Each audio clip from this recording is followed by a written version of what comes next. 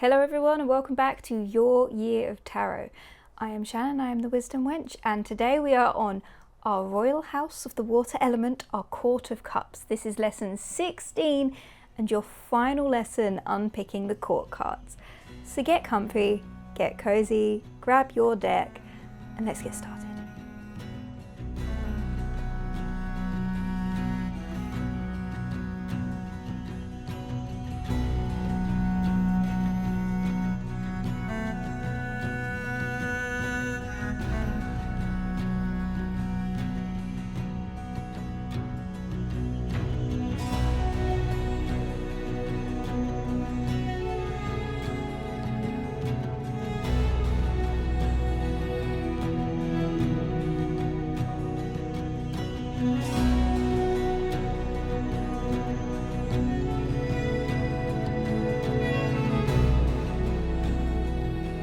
When we're looking at our Royal House, our Court of Cups, we're looking at the water element.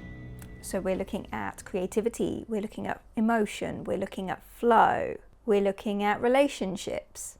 These water element cards really are how we flow between each other, how we flow between kind of things that are more unseen. It's a lot of inner work, but it's things that really do affect our outer worlds and our interpersonal relationships. You'll see the courts are a lot about how we react with other people. Now, we've talked about it before, there are multiple ways to read the court cards, so we kind of go with personality types and archetypes and traits. You can head back to the introduction to the court cards if you've forgotten bits around that, as we have been getting on through the court cards. And we are going to continue with this suit the way we have any other. We're going to go for the main elements, then look at the nuance, have a bit of a discussion and see what questions come up and how we gain the meaning from that. Remember, we are looking at rank plus suit equals our meaning, obviously adding in your own interpretation and symbols and elements that you find within your own deck. We're just going to dive straight in. We have got a lot to get through today. Let's head into the cards. Starting as we always do with our Page of Cups. So our element is water, creativity, flow, emotions and relationships. Our rank is page. Inexperienced, naive, but young, energetic and hopeful in a way that all new beginners are, learning about the world and themselves. So what are the main elements in this card? Well, the page holds the chalice out to the side. He wears a tunic with lotus flowers on them. There's a fish coming out of the cup, and there are waves on the water behind. So there doesn't seem at first glance to be a lot happening, but there is actually quite a lot of symbolism here. Let's dig into it straight away. Let's head into the nuance of this card. So let's start immediately with his tunic and the lotus flowers. Now there's some discussion about whether these are lotus flowers or lilies, and if you look at the difference between the flower themselves, lotus flowers are on quite a pronounced stem and can rise higher out of the water. The pronounced stem on this leads me to believe that these are lotus flowers. The lotus flowers rise out of the mud and the murkiness to become and show these beautiful sides to themselves. They've had to get through a lot of darkness to get to that point where they can bask in the glory and light. They have so much symbolism between different cultures. I'm only going to touch on a few of these today. We'll start with in Buddhism, the lotus flower is a representation of enlightenment. It's also a symbol of fertility, beauty, spirituality, and in Hinduism it is the seat of certain gods. There are numerous depictions of various Hindu deities sitting on an open lotus flower. It is a very sacred plant. The colour of different lotus flowers was also meant to symbolise different things. In Buddhism especially, the pink lotus flower is thought to be the supreme lotus flower. And on here we have pink lotus flowers. It is thought that the pink lotus flower is tied directly to the earthly life of the Buddha himself. This is again leading back to enlightenment. So the Page of Cups has the pink lotus flower on his tunic, a symbol of kind of that beauty and fertility, but also enlightenment. Being able to rise through the muck to become something sacred, to become something more. The fish escaping the cup is escaping captivity. So the cups can also be read as the subconscious itself, And you see that quite cleverly throughout the suit of cups. There are a lot of people that struggle with the symbolic meaning of the little fish in the cup. Sometimes it's read as being more playful, which you can see there is a very playful aspect to this card. But the idea is trying to hold the ocean in a cup. So you can imagine this page is literally turned around, scooped up a load of water and got a fish in it.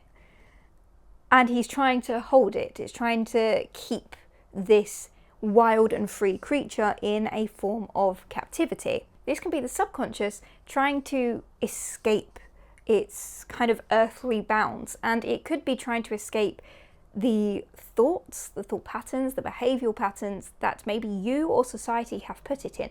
Patterns that are so ingrained. This is saying that freedom necessitates change, necessitates escaping maybe something that is quite comfortable, maybe something that you know really well for the chance of something bigger. There is a great playfulness to this card. The way that the page is standing, kind of like the pinks and pale blues, the fish in a cup. It's playful, it's fun, it's youthful, and there's a real kind of childlike energy that comes from the Page of Cups. And in the background, it's just gentle waves on the water. It's not stagnant, it's not a roaring sea, it's just a gentle wave. It's saying that the water element itself is always in motion. It doesn't stop. It's not meant to stop. It's that constant, never-ending flow. So what questions come up from this card? Well, how often do you let yourself play and just have fun and do something for you?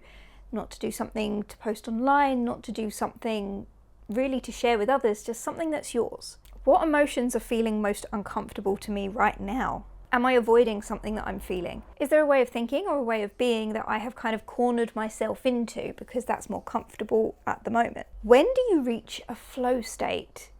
That point when time dissolves away and you are engrossed in what you're doing and you're having fun for the sake of having fun. That real sense of flow. When do you hit flow state? Upright, this card is a card of the inner child. A card of releasing control, a card of play. And the word I like to use with this card is allowing. Allowing yourself to play, allowing yourself to step back, to lean back, or to lean into something else, to release old patterns of control, to release old thoughts, beliefs, possibly to release kind of stagnant relationships or communication styles. But it's allowing to happen whatever will happen and just being in the moment when it does. But when we reverse this card, there's a real sense of just falling. From here, the lotus flowers are inverted and they look like they're sinking. The fish is falling. Nothing is going quite the way it feels like it should. When this card is reversed, it's talking about emotional sensitivity, wounding, insecurity, also the performance of enlightenment. So by performing enlightenment, it's almost feeling like rather than being on the journey, rather than seeking, rather than trying to become, rather than trying to allow what happens to happen, rather than being present, even if you are outwardly giving that appearance, inwardly there is turmoil, there is insecurity. There is that need for people to see you in a certain way because you believe that you want to be a certain way. And rather than being able to say, I'm not there yet, and that's okay, it's of course I'm here. Look at me, look at the way, look at how I'm presenting to the world.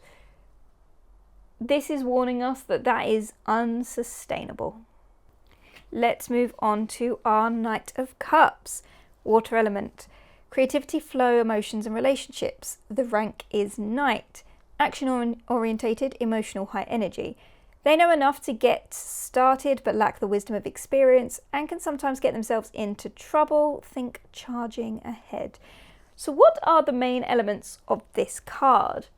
We've got a knight who rides on a horse. He's got wings on the helmet and heels. He holds a cup in almost a presentation style manner. There's fish on his cloak. The horse stands hoof up, midway between standing still and moving. The river runs through the valley, and the background is pretty bare, pretty barren, except for the flowing river. There's lots of little bits happening. What does that mean? Let's dig into it. So let's start with the wings on the helmet and the heels. This is a pretty easy representation of the god Hermes. Hermes is the deity of trade, thieves, and travelers. And as we've got a card that is action orientated, is all about that movement and keeping going, having a deity that is in essence a deity of movement, a deity of commerce, which is the trade and movement of energy, and money being a form of energy, it makes sense that Hermes is represented in this card. The barren background can show us that emotion and creativity can exist in the harshest of environments, and that it doesn't need to overtake us. The ground is not this like verdant green grass. There are some tiny little trees off in the background, but you can barely see them.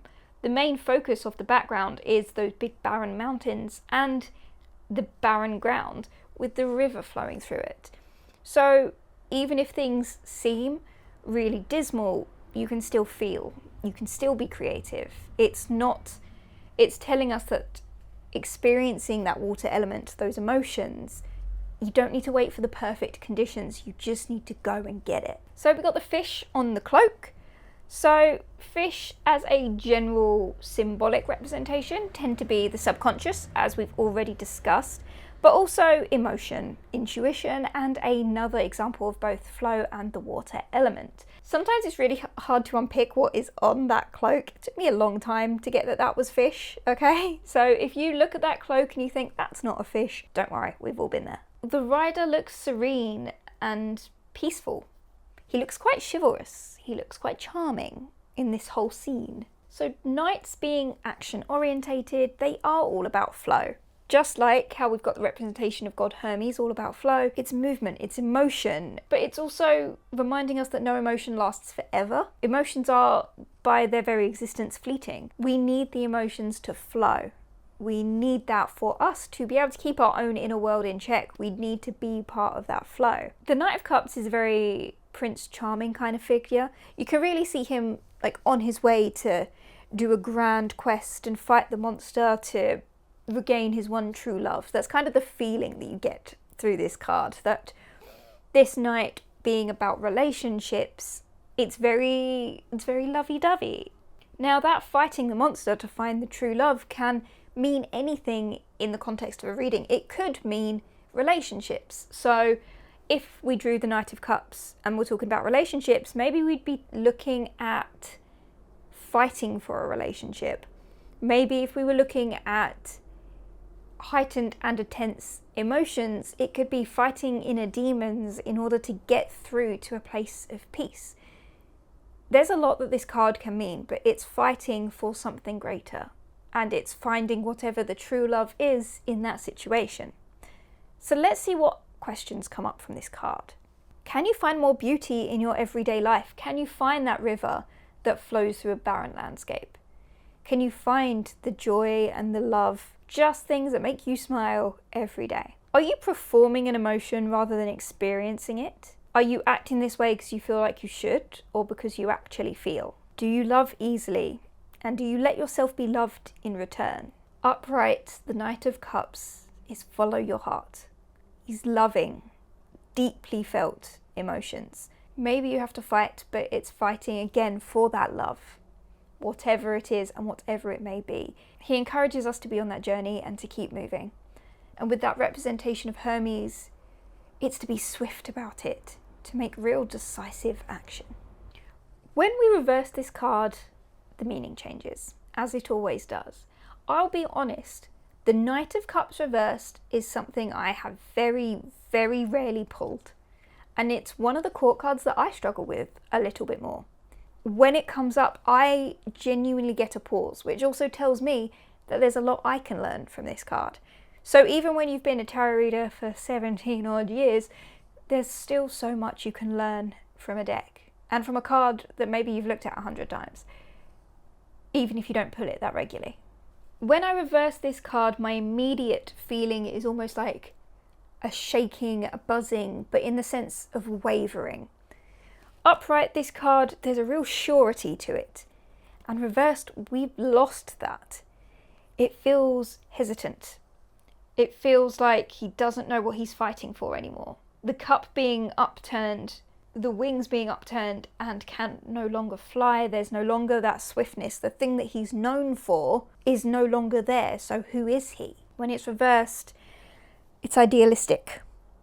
It's uncommitted, but it's taking too much too hard.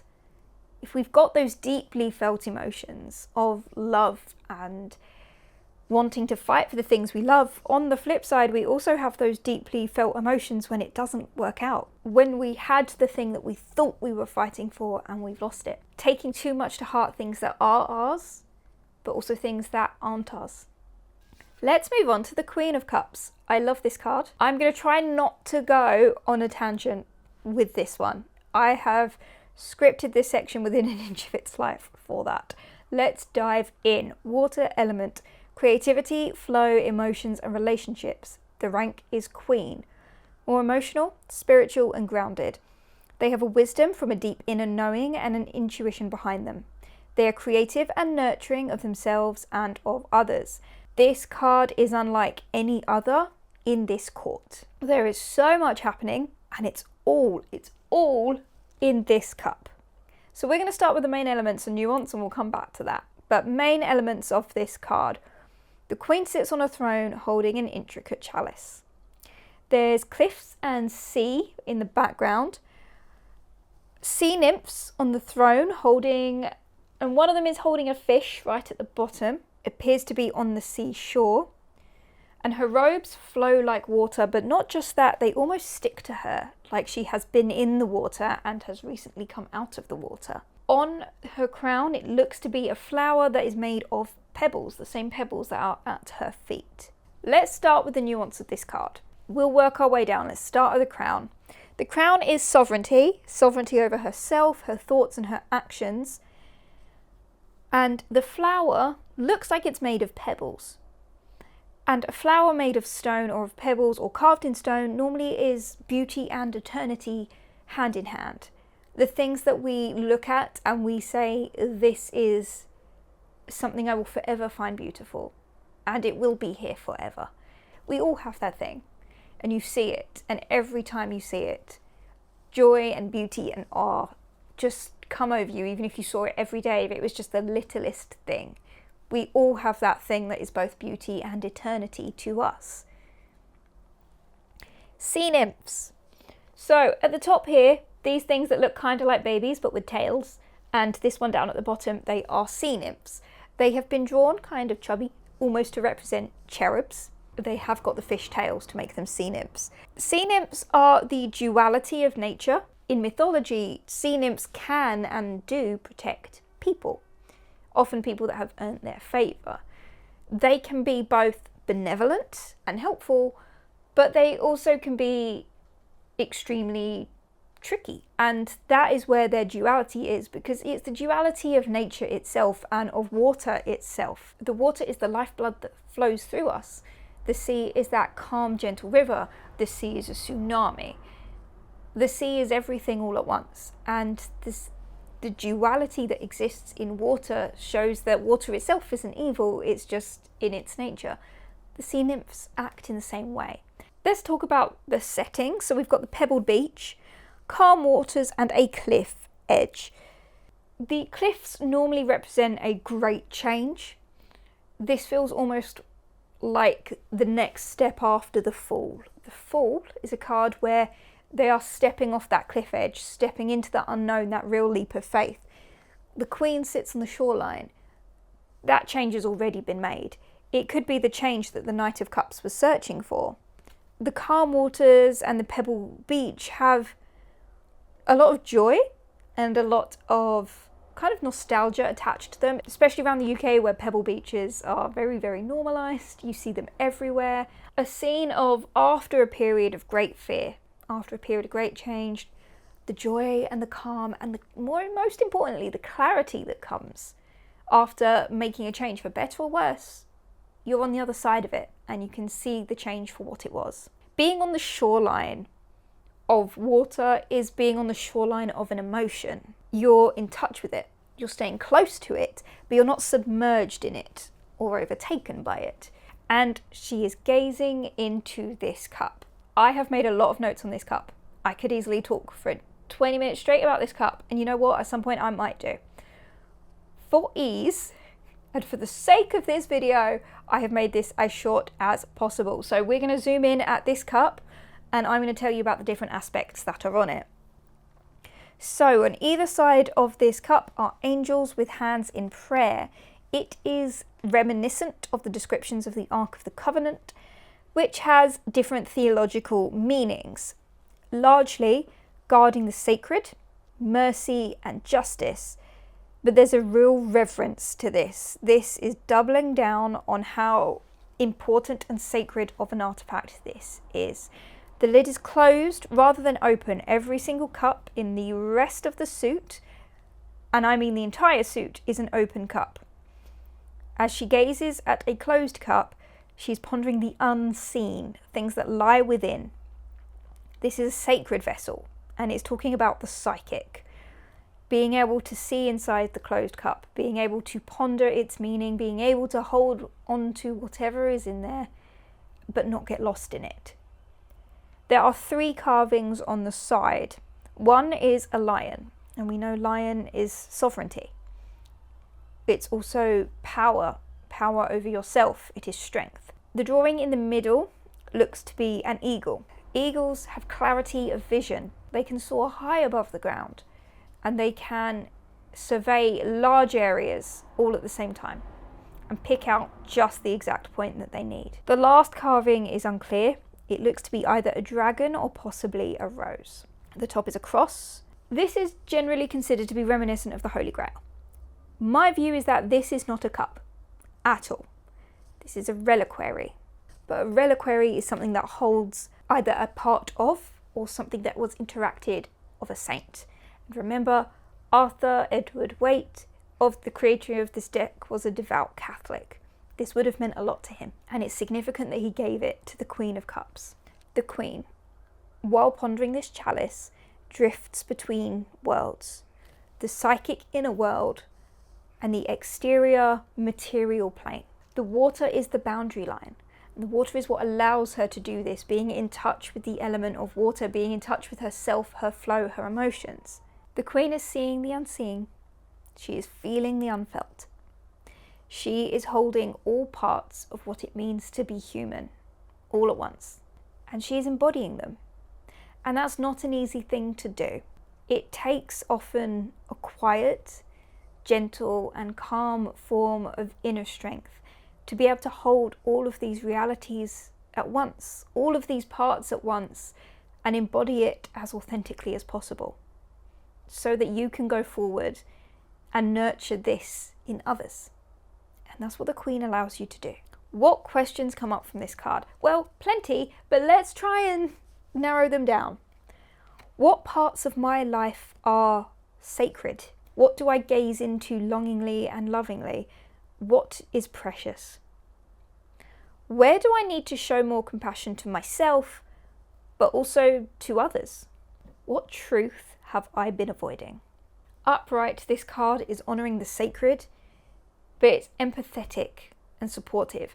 Being able to hold all of these elements of darkness, of light, of the inner world, of the outer world, to sit on that shoreline between deep emotion and the real world takes a real strength. And to be able to then use that experience to nurture others requires a deep empathy and an ability to support others, often over yourself. It's the most motherly of all of the cups. When we reverse this card, there's a real darkness that overtakes it. The thicker black outlines, the darkness in the chair, it seems to overshadow so much of this card. Reverse, this is a card of self-sacrifice.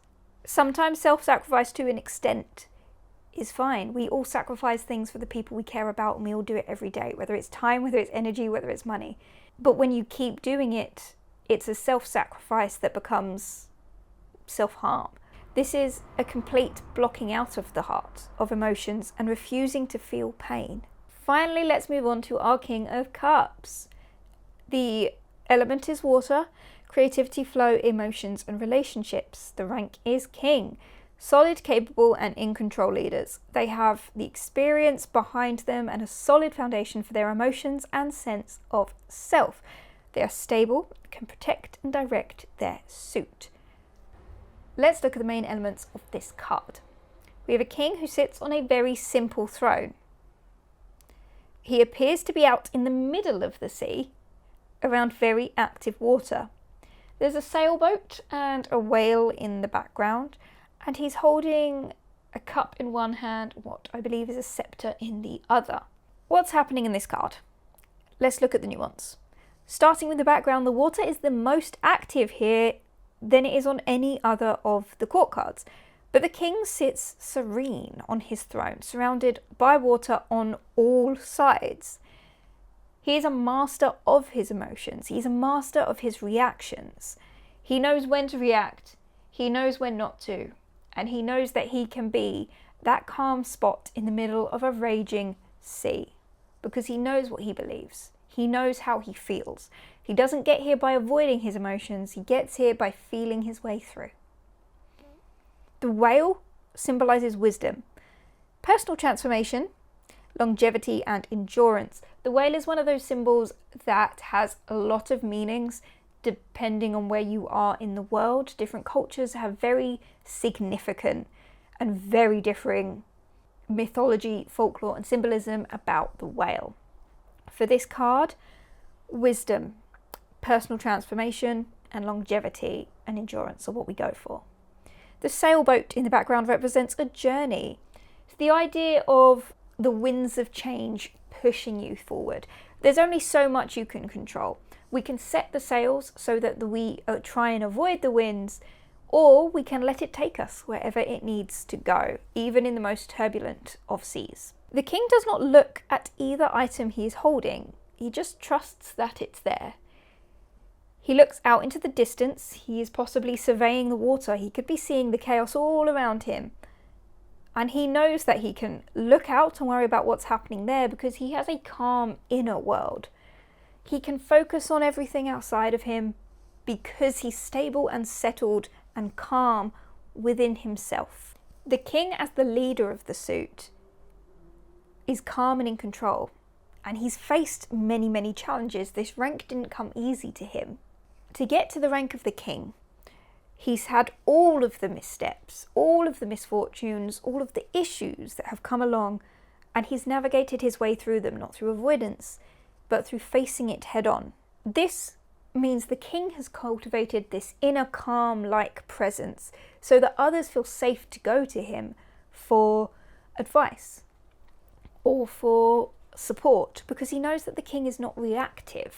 He's not reacting to what's happening. The King of Cups has the ability to be like a therapist-like figure, very supportive of others, very able to kind of sit in your emotions and hold that space for other people. But this can go too far in our relationships. And you can become almost like a therapist-like figure for the people around you, lessening your own boundaries in the process. The questions from the king. How have your lowest moments shaped who you are today? What does it mean to hold space for someone else? Where have you lost yourself in someone else's issue? The king upright is wisdom. He's calm, but he's open. He's not closed off from himself, and he's not closed off to the world. He is open and sitting there in a real strengthened vulnerability. His openness and his ability to be vulnerable because he trusts himself is what gives him strength to be there for others and allows others to see him as that king, as that strong figure. Kings feel their feelings. When we reverse this card, all of those blues of the robes and all the blues of the water feel like they're about to come crashing down. It feels like the water is about to completely overtake, and it feels like we are on the precipice of calamity. When we reverse this card, those emotions are repressed. There's a form of bitterness in here as well, a form of depression. being vulnerable and showing ourselves and showing our feelings, not holding that back, is a very difficult thing to do. And sometimes it doesn't work out. Let's look at another deck. This is the Murder of Crows deck by Low Scarabeo. Another Low Scarabeo. I know I don't normally do brand loyalty, but I do like their decks. I like the Murder of Crows deck because it's really like an ink blot test with slightly more drawing. And that's what I really like about them.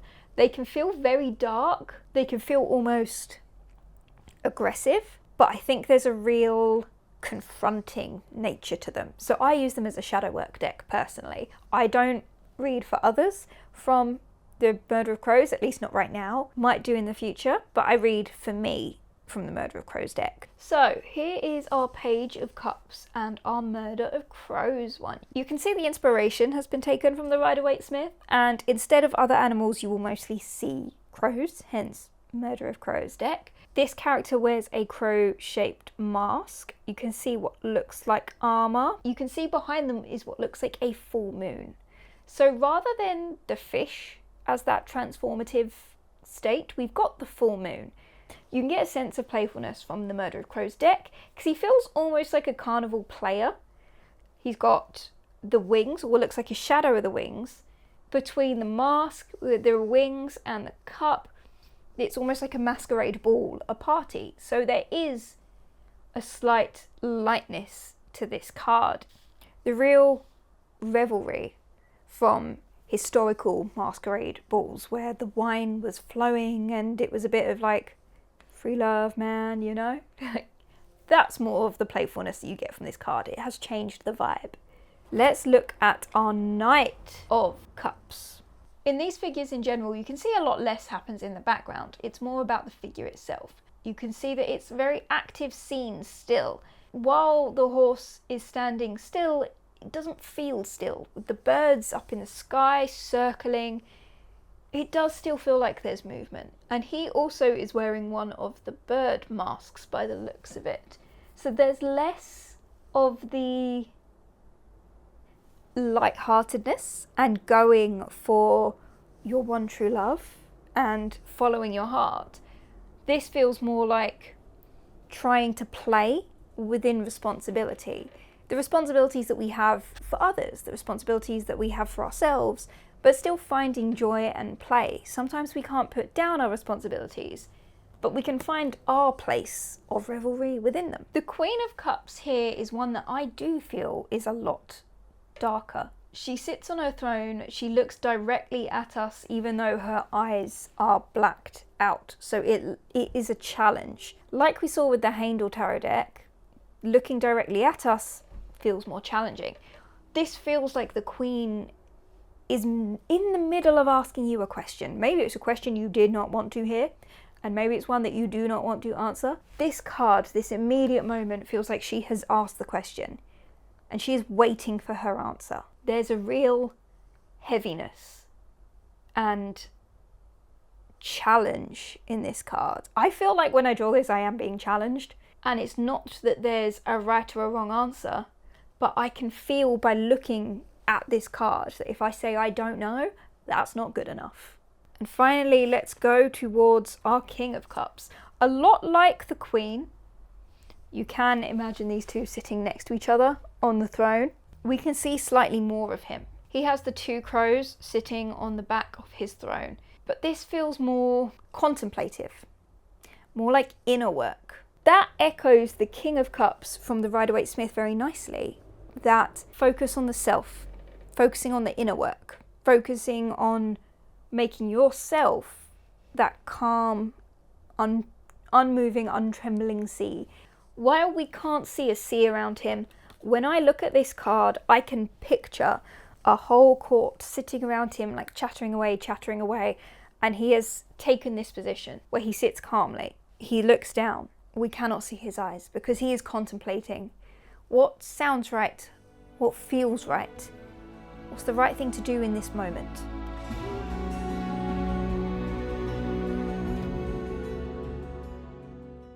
Once again, a lot of information. Let us do our summary. The Page of Cups upright is inner child. and the reversed is emotional sensitivity. The Knight of Cups upright is follow your heart, and the reversed is taking too much to heart. The Queen of Cups upright is supportive, and the reversed is self-sacrificing. The King of Cups upright is wisdom, and the reversed is hidden feelings.